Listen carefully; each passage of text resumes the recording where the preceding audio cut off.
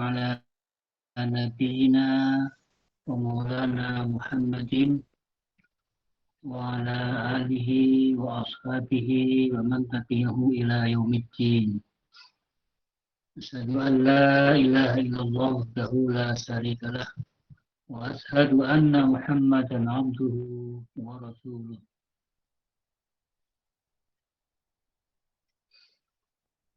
Saudara-saudara sekalian, alhamdulillah kita bersyukur pada Allah. Pada kesempatan siang hari ini kita dapat bersama-sama di pertemuan virtual untuk melanjutkan perkuliahan kita yang telah kita mulai pada 2 pekan yang lalu, dan ini merupakan pekan yang ketiga. Salam dan salam semoga kita senantiasa terlimpahkan kepada junjungan Nabi Muhammad SAW, di mana beliau memberikan dorongan, memberikan contoh kepada kita umatnya untuk selalu menuntut ilmu, memperbanyak pengetahuan, baik pengetahuan yang berkaitan dengan langsung dengan peribadahan maupun pengetahuan yang berkaitan dengan ilmu-ilmu yang bersifat duniawiyah. Apa yang kita lakukan pada saat ini dalam rangka untuk meneladani, menjalankan perintah Rasulullah itu, yaitu thalabul ilmi. Baik saudara-saudara sekalian, para mahasiswa, pada pekan yang lalu kita sudah membaca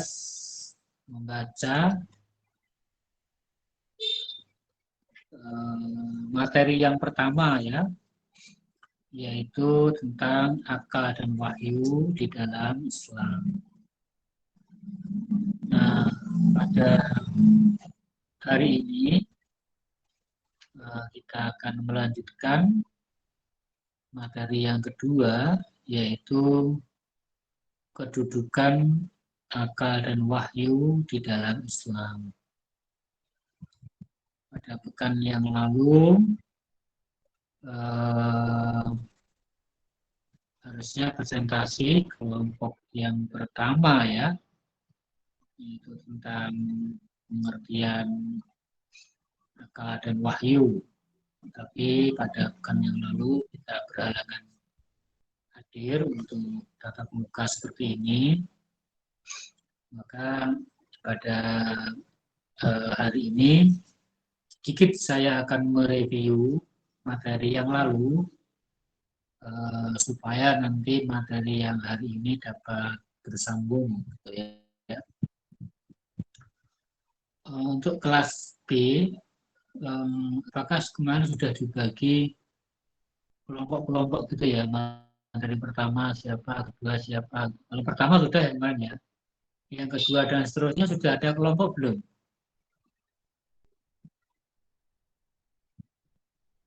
Untuk kelas B. Belum ada, Pak. Oh, belum, ya. Berarti belum terbagi berarti, ya. Saya lupa nih kelas B. Kelas B kalau belum terbagi. Berarti yang hari ini belum ada yang siap untuk presentasi, ya. Maka nanti pekan depan, nah, kita minta tolong pada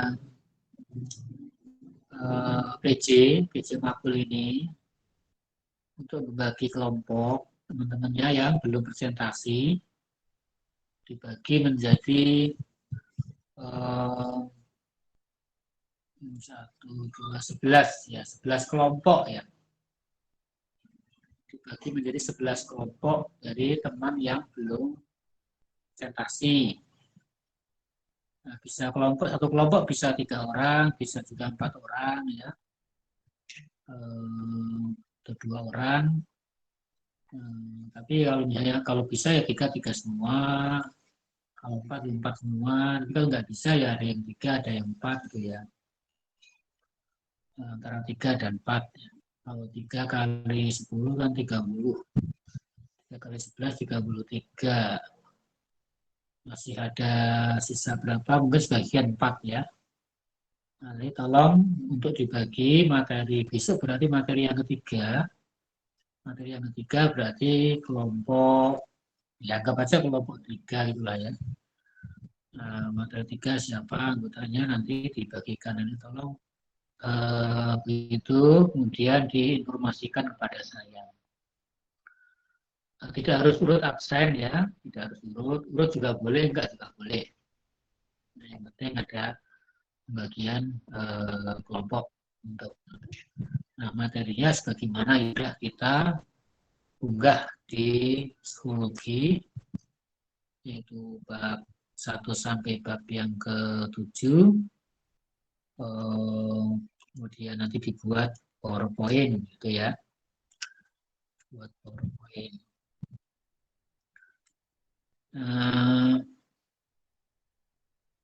Apa namanya, selanjutnya kita akan sedikit mereview materi yang lalu, yaitu tentang pengertian akal dan wahyu. Nah, materi yang lalu mestinya disampaikan oleh teman, tapi saudara kita harap untuk berdiskusi secara online melalui fitur komen gitu ya. Baik, jadi di dalam Islam akal dan wahyu itu sangat penting ya, penting sekali karena dua hal inilah yang menjadi landasan di dalam beragama.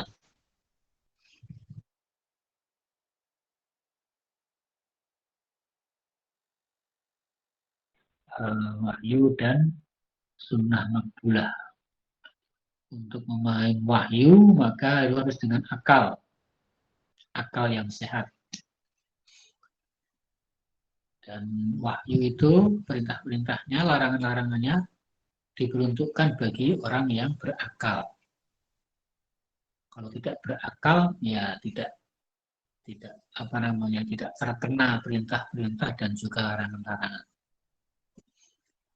Dalam pendahuluan disebutkan Allah memberikan 5 macam hidayah, 5 macam karunia ya. Yang pertama adalah hidayatul wijdan. Allah memberikan kepada makhluk hidup itu berupa insting ya, naluri, wijdan. Nah, naluri ini diberikan kepada semua makhluk hidup. Ya. Baik itu tumbuhan, ya, hewan, dan juga manusia. Nah, kita punya naluri. Kemudian yang kedua adalah hidayatul khawas. Maksudnya panca indera. Nah, Allah memberikan hidayah itu berupa panca indera ini kepada makhluk hidup, yaitu kepada binatang dan manusia. Binatang itu punya alat indera ya, manusia juga punya alat indera. Nah, dalam hal alat indera ini, binatang ada sebagian yang lebih tajam ya. Indera penglihatannya itu ada binatang-binatang tertentu yang sangat tajam. Bisa melihat benda kecil dari jarak yang jauh. Misalnya burung elang itu bisa melihat tikus ya dari jarak 2 km dari atas gitu ya. Nah, itu tajam. Atau mungkin kelelawar punya radar ya. Radar yang sangat peka. Kelelawar itu indera penglihatannya agak rabun, tetapi radar indera penciuman dan indera rasanya itu sangat tajam. Ini manusia juga punya indera.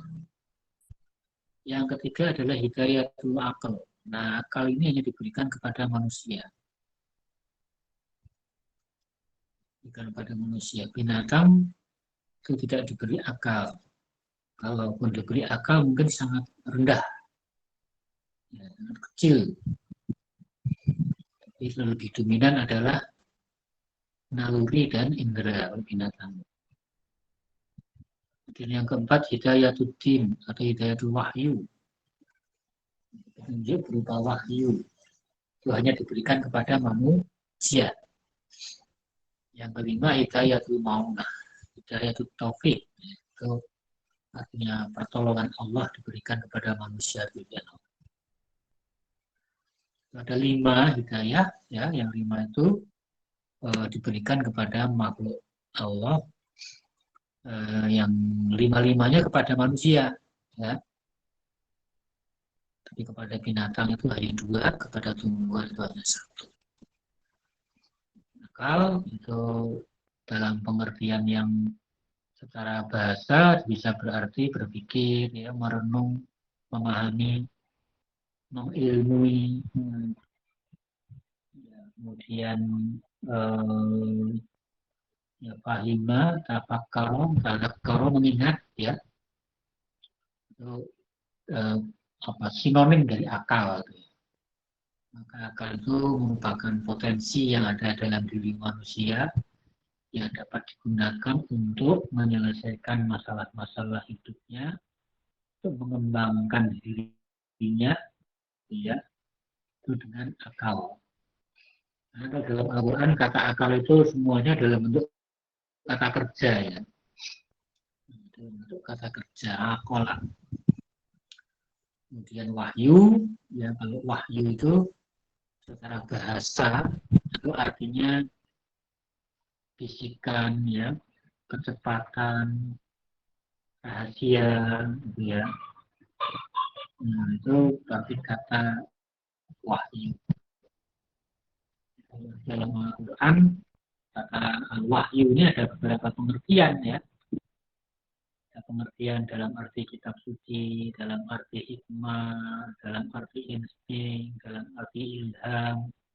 Itu kata wahyu di dalam Al-Quran. Ada beberapa pengertian dari segi bahasa. Tapi kalau dari segi istilah, ya, wahyu adalah firman Allah, ya, yang diturunkan kepada Nabi dan Rasulnya untuk disampaikan kepada umat manusia yang berfungsi sebagai pedoman, petunjuk, pembeda dalam kehidupan manusia. Dalam lebih khusus lagi, wahyu di dalam Islam berwujud yaitu Al-Quran, yang sampai kepada kita itu adalah Al-Quran. Maka kita akan membahas kelanjutan dari wahyu itu, yaitu kedudukan akal dan wahyu, kemarin pengertian.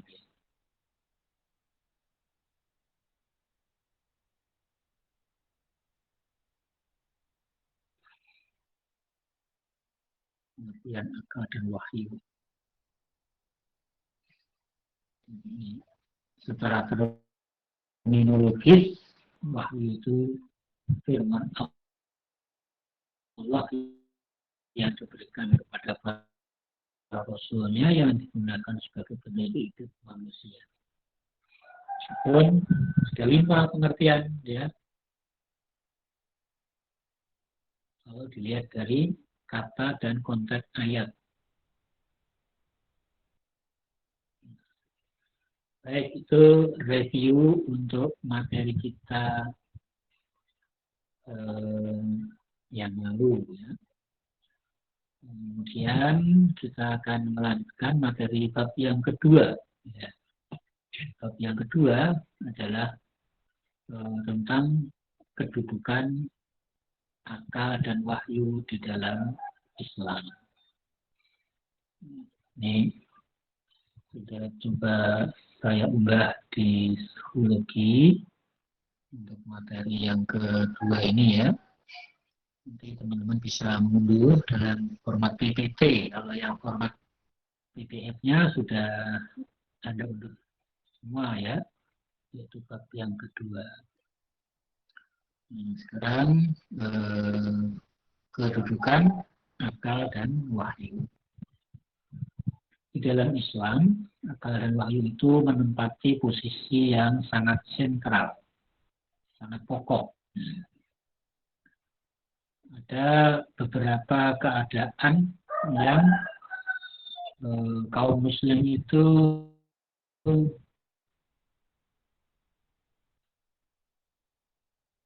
bisa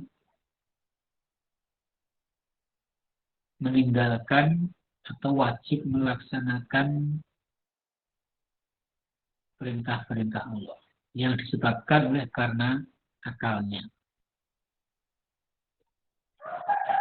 Maka ada sebuah hadis itu ya yang menyebutkan pena malaikat itu diangkat dari 3 orang. Artinya perbuatan orang itu tidak dicatat. 1, anak kecil ya, sampai dia dewasa. Yang kedua, orang gila sampai dia sembuh. Ya. Yang ketiga, orang yang lupa sampai dia ingat. Ketiganya ini berkaitan dengan berfungsi dan tidaknya akal pikiran manusia. Jadi kalau misalnya ada orang masih kecil, itu kan tidak wajib melaksanakan perintah-perintah Allah. Ya. Kalau adik-adik kita itu berpuasa, sholat itu dalam rangka pendidikan, pembiasaan. Tapi kalau kita anda-andanya sudah berusia 19-20 tahun ya sudah merupakan kewajiban dan wajib ditunaikan. Jadi yang orang gila juga begitu, orang gila itu orang yang tidak sehat akalnya, ya maka dia tidak ada kewajiban-kewajiban karena tidak bisa menjangkau perintah Allah. Kemudian yang ketiga adalah orang yang lupa atau tertidur ya, nah itu sedang tidak ingat, ya namanya tidak ingat, jadi akalnya sedang tidak berfungsi, tidak ingat, ya, maka ya tidak terkenai hukum-hukum taklifi. Maka dalam Islam itu kalau ada orang badannya besar ya, badannya sehat kelihatannya, bisa jalan ke sana kemari. Tapi kalau orang itu orang akalnya tidak sehat, ya, itu orang gila, ya itu tidak terkenai hukum-hukum kewajiban sebagaimana orang yang sehat akalnya. Sebaliknya, ada orang fisiknya itu lemah, sakit, misalnya hanya berbaring gitu ya. Tapi kalau dia itu masih akalnya masih sehat, masih sadar ya, itu masih ada kewajiban mengerjakan perintah-perintah Allah. Ya, sholat ya sesuai dengan kemampuan gerakannya. Puasa kalau tidak sanggup ya dia membayar fidyah pengganti. Tapi masih ada kewajiban. Meskipun fisiknya itu lemah, ya badannya lemah. Masih ada kewajiban. Tapi kalau orangnya fisiknya kelihatannya sehat, tapi akalnya nggak sehat, sulit itu melaksanakan kewajiban-kewajiban. Itulah contoh betapa akal pikiran itu kedudukannya sangat penting. Karena akal pikiran itu menentukan status seseorang, status manusia. Apakah dia wajib menjalankan perintah atau tidak, gitu ya.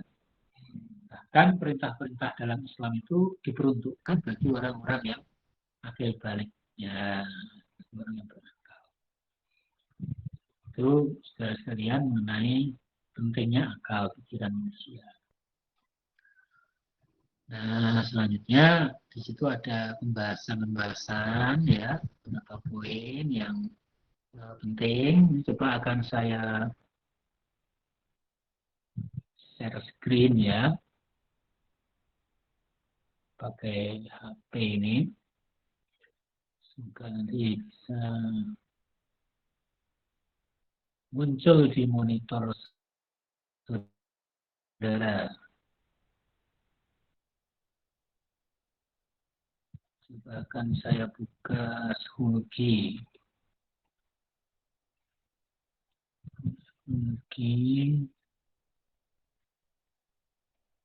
Oh, tapi agak lambat ini ya.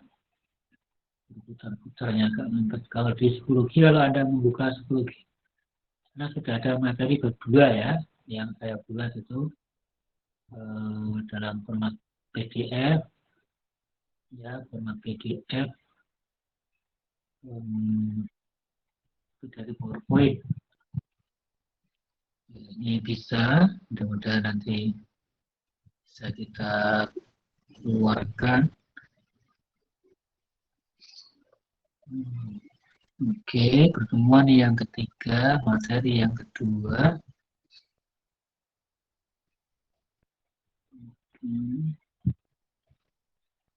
Ya, ini bisa muncul. Coba saya tayang lewat sini. Mulai berbagi. Sekarang, yes, itu dia. Berlatar belakang merah-merah ya. Ya, latar. Banyak istilah Al-Quran tentang dorongan penggunaan akal. Dan selama banyak sekali penggunaan akal itu sangat ditekankan dan diperintahkan ya. Pikiran dipergunakan untuk menjangkau hal-hal yang berkaitan dengan masalah-masalah kehidupan. Itu juga masalah-masalah keagamaan. Kemudian akal memiliki kedudukan dan fungsi ya sebagai berikut gitu ya. Nah, yang pertama, akal sebagai alat yang strategis untuk mengungkap dan mengetahui kebenaran yang terkandung di dalam Al-Quran. Ya, akal mempunyai kemampuan untuk membuktikan kebenaran-kebenaran ya, kebenaran-kebenaran yang terkandung dalam Al-Quran dan Sunnah. Jadi tidak ada Al-Quran itu yang bertentangan dengan hukum-hukum alam, karena hukum alam dan Al-Quran itu sama-sama datang dari Allah.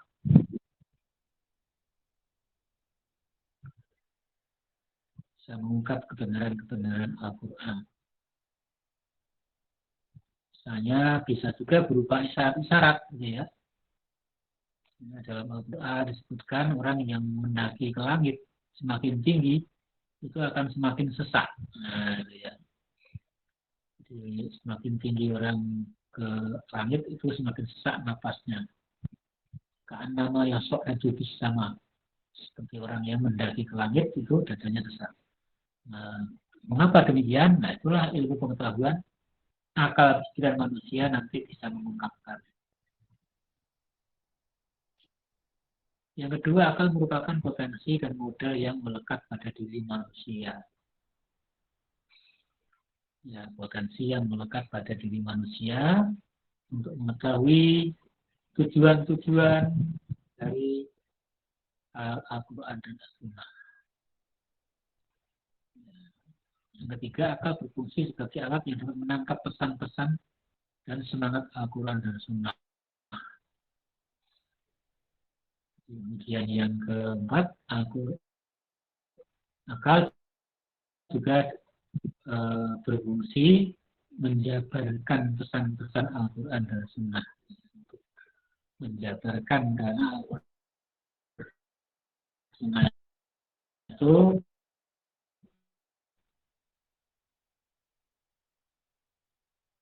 ada hal-hal yang sifatnya itu pokok ya, sehingga di dalam pelaksanaannya perlu penjabaran itu dengan akal pikiran manusia.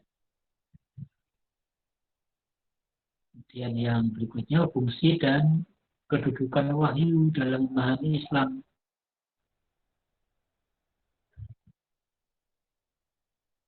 Kalau akal itu untuk menjabarkan, untuk menangkap pesan-pesan ya. Nah, kalau wahyu itu tentu sebagai dasar dan sumber pokok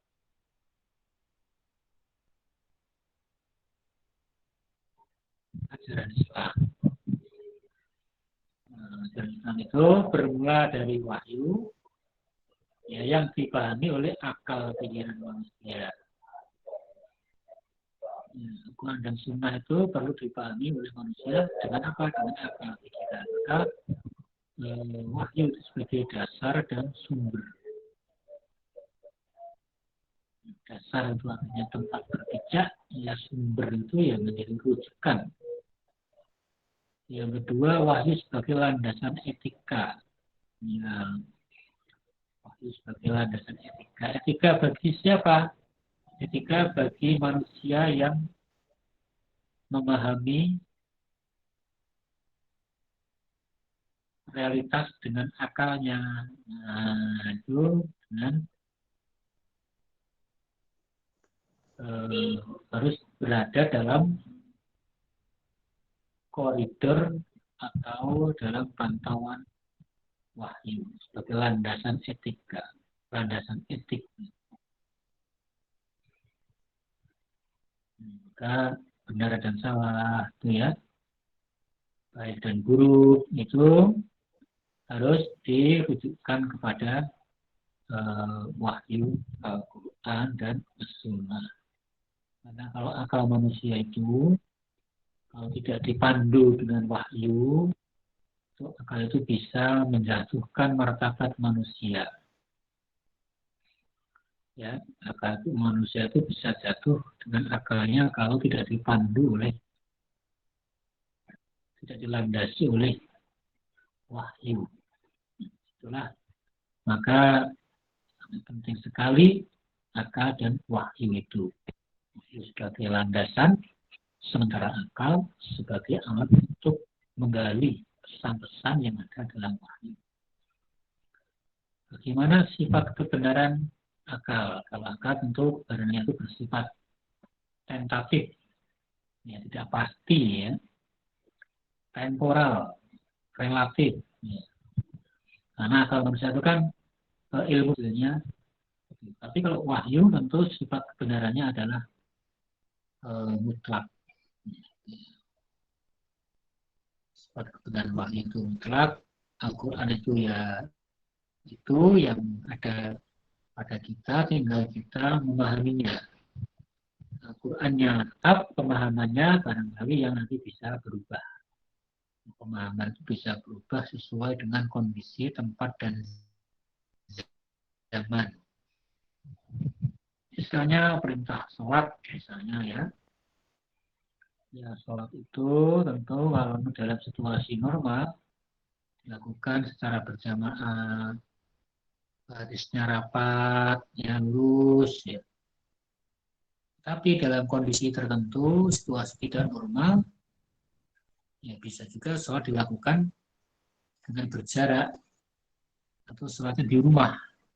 Karena kalau keluar rumah mengandung resiko yang berbahaya. Dari mana tahu ada resiko yang berbahaya? Ya dari akal pikiran manusia. Kemarin misalnya masa pandemi, ada situasi yang berbeda, maka sholatnya dikerjakan di rumah atau berjamaah di masjid, tetapi dengan cara berjarak. Nah, itu diperoleh dari hasil pemikiran manusia dalam bidang kesehatan dan dalam bidang mikrobiologi tentang virus. Karena ada temuan seperti itu, maka sholat dikerjakan di rumah atau dengan cara berjarak. Itu sumbernya tetap, tapi pemahamannya yang bisa diubah. Yang berikutnya terakhir adalah hubungan akal dan wahyu. Maka dalam buku kita ini hubungan akal dan wahyu itu tidak struktural, bukan atas bawah. Hubungan akal wahyu itu bersifat fungsional, yang artinya saling berfungsi. Maka dalam buku kita tidak dibenarkan kalau mengatakan akal lebih penting daripada wahyu, atau wahyu lebih penting daripada akal, karena kedua-duanya itu ya saling berfungsi. Ya. Akal itu berfungsi untuk memahami wahyu, wahyu berfungsi untuk mengendalikan, untuk mengatur tindakan Landasan bagi akal. Kalau hubungannya bersifat fungsi. Penting sekali untuk kita pahami. Ini untuk yang terakhir, bila di akhir slide biasanya saya pakai percik ya, gitu, percikan. Nah, percikan itu ya semacam kata-kata mutiara lah ya. Topiknya mengenai bercermin. Ya. Setiap orang harus melihat wajahnya di muka cermin. Setiap hari orang harus melihat wajahnya di muka cermin. Rasa wajahnya jelek, jangan berbuat kejelekan agar tidak terhimpun padanya dua kejelekan. Jika merasa wajahnya baik, ya, ganteng, cantik, ya, jangan sampai wajahnya itu dinodai oleh kejelekan perbuatannya. Artinya apa ya? Ya kita berusaha demikian rupa untuk berbuat baik apapun keadaan kita, gitu ya. Terus, saudara sekalian, nah materi kita pada hari ini tentang kedudukan akal dan wahyu di dalam Islam. Secara singkat dapat dikatakan bahwa kedudukan akal dan wahyu itu sangat penting, di mana akal itu menjadi perangkat ya untuk memahami, menjelaskan, menjabarkan, menangkap pesan-pesan Al-Quran, sementara wahyu menjadi sumber dan landasan di dalam mengembangkan Pak izin, itu layarnya ya, masih hitam ya Pak? layarnya sudah merah dong. Share screen Sudah, belum kelihatan Pak. dari tadi belum kelihatan Tadi sudah ada, share screen-nya. sekarang jadi hitam. Tadi share screen-nya enggak hitam. Oh Kasihan, gitu. Pak. Tadi sudah muncul ya. Tapi jadi hitam nggak bisa. Ini kalau di apa namanya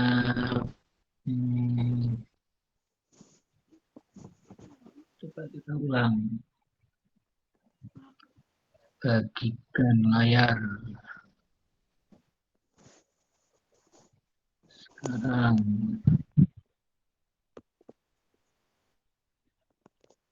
Sudah ada Pak. Oke, sudah muncul. Sudah Pak.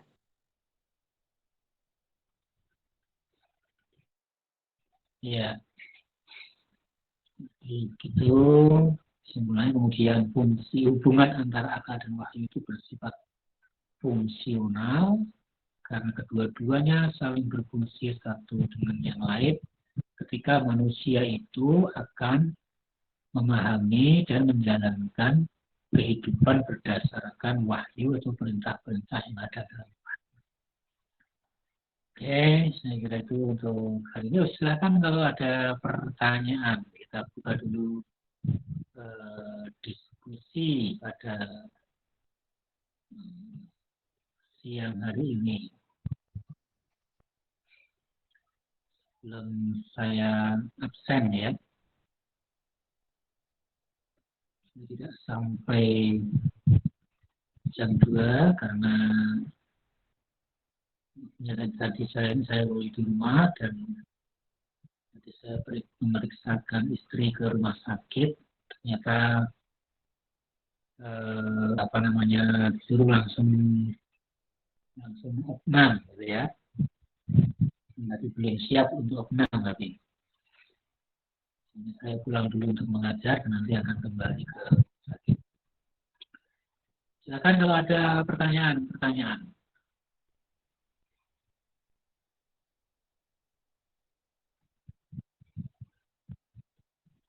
Kalau tidak ada, akan saya absen dulu untuk teman-teman semuanya.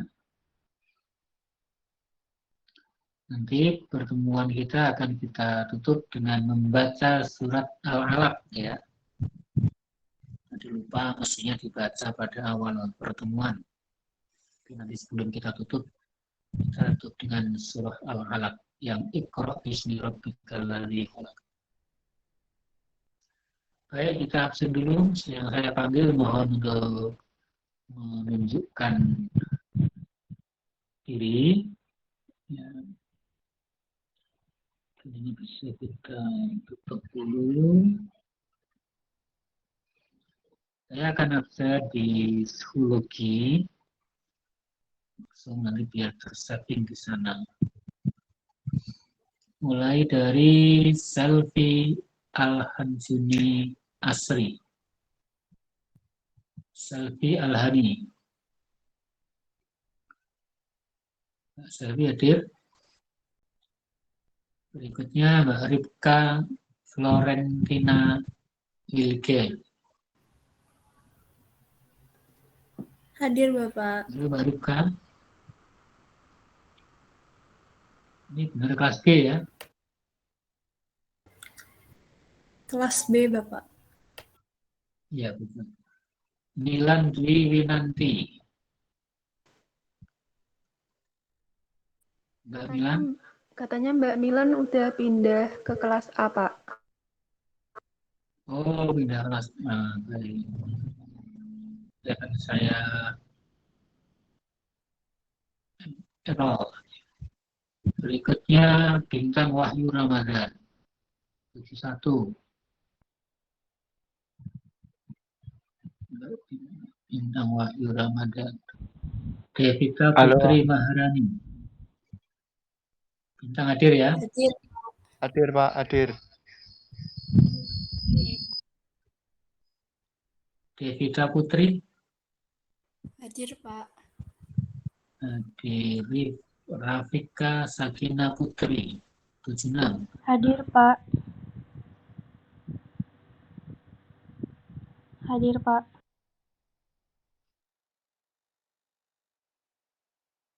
Mbak Rosa. Laila. Hadir, Pak. Yusuf Jamil. Hadir Bapak. Rosa hadir, Laila hadir ya. Hadir, Pak. Oke Pak. Sasi Kirana. Hadir, Pak. Sasi Kirana. Tisa Anbir Kiranti.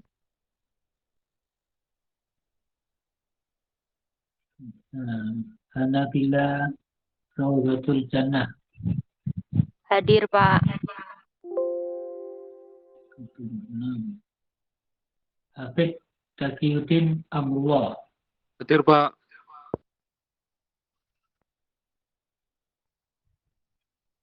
Siapa? Chandra Arung Aryani. Mbak Chandra. Andini Nurul Fadilah. Hadir Pak. Hadir.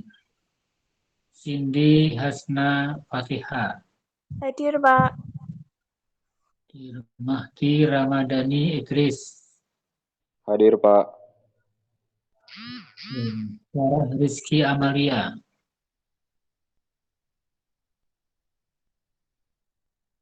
Alfian Fernanda Ikhwansah. Hadir, Pak. Marcella Reda Khairunisa. Hadir, Pak. Husna Tiara Fadilah. Hadir Pak. Hadir. Husna Muhammad Afif Zulabib. Muhammad Afif. Retno Andriani. Hadir, Pak. Nafisa Destriana Putri. Hadir, Pak. Fitri Kurniasari. Hadir, Pak. Gita Sofwa Lahati. Hadir, Pak. Reda Fitriana. Hadir, Pak. Arini Ismah Hadir, Pak. Rosrianto, Talita Konita, Hadir, Pak. Wilda Arifia Nuraini, Hadir, Pak. Irviana Ainun Nisa, Hadir, Pak. Alisa Ana Saida, Hadir, Pak. Aprilianti Anggraini, Aprilianti, Intan Dwi Apriliani, Hadir, Pak. Arum Cahyaningsih,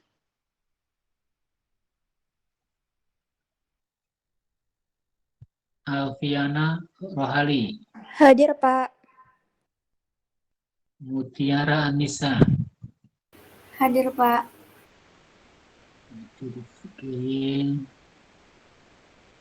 Puput Mardiani, Hadir, Pak. Puput hadir, Dia Hartno Kalupi, Hadir, Pak. Ya, Wahyu Andriawan, Hadir, Pak. hadir Sri Khotijah, Hadir, Pak. Selviana Putri, Hadir, Pak.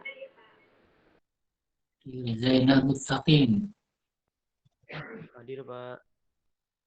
Rafika Hasmi Levia, Hadir, Pak. juga Adinda Putri Ayu, Hadir, Pak. Fitri Aulia Naufal, Hadir, Pak. Ranidia Sekar Rum,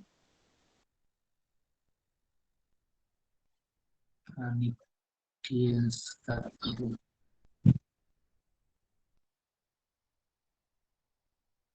Ada yang belum terpanggil?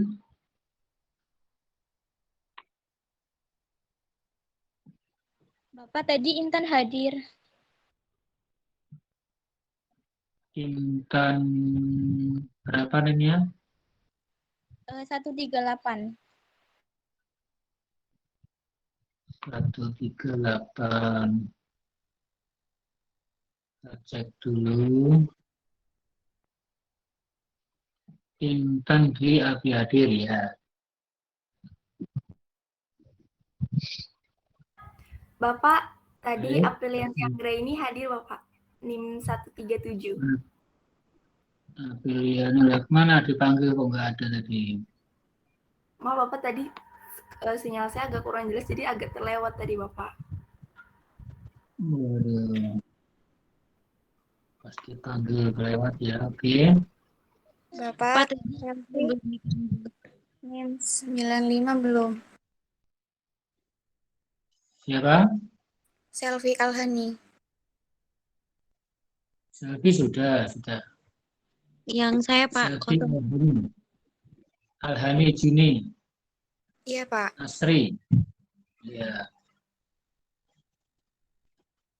Saya 074 belum, Pak.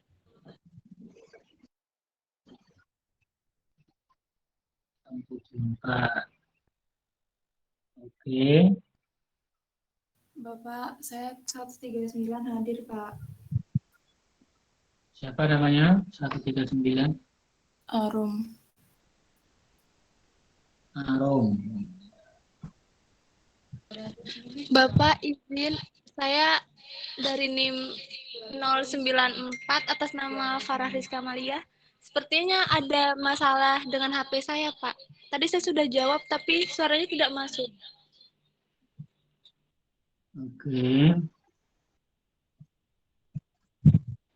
NIM 094, Pak, atas nama Farah Rizki. 94.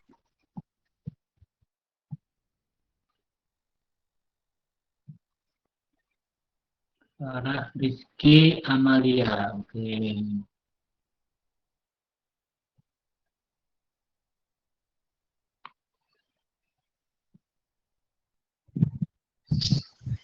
Baik, kita akan menutup pertemuan ini dengan membaca surah Al-Alaq, yaitu surah ayat yang ya semuanya ayat 1 sampai 19 ya.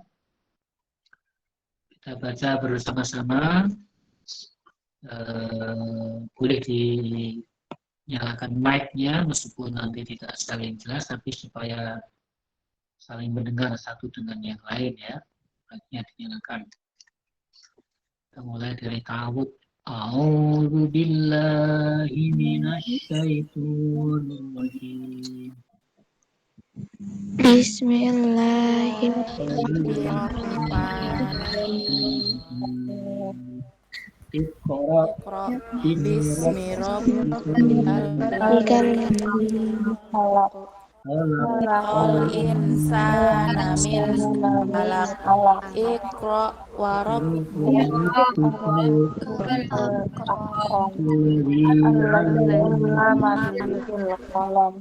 Allamal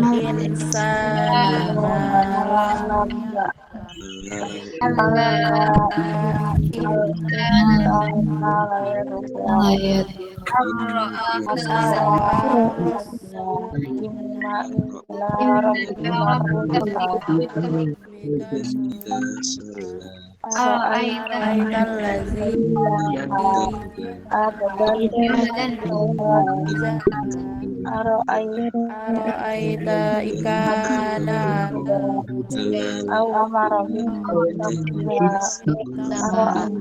Ara'aita in kazzaba wa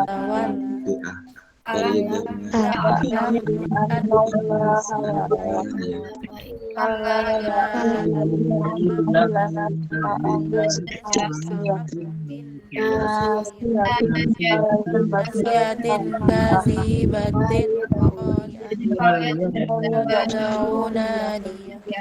nada'u zabaniyah la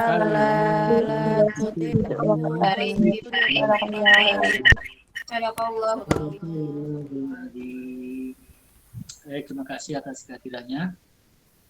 Insya Allah ketemu pekan depan. Mudah-mudahan ke depan sudah bisa luring ya. Kalau sudah selesai pembangunannya di gedung kita itu, nanti kita tunggu informasi dari Prodi. Kalau memang sudah bisa luring ya kita akan luring. Kita tutup dengan baca hamdalah. Alhamdulillahirabbil alamin. Wassalamualaikum warahmatullahi wabarakatuh. Waalaikumsalam warahmatullahi Makasih, Pak. Makasih, Pak. Yes, sama-sama. Monggo dilanjutkan aktivitasnya.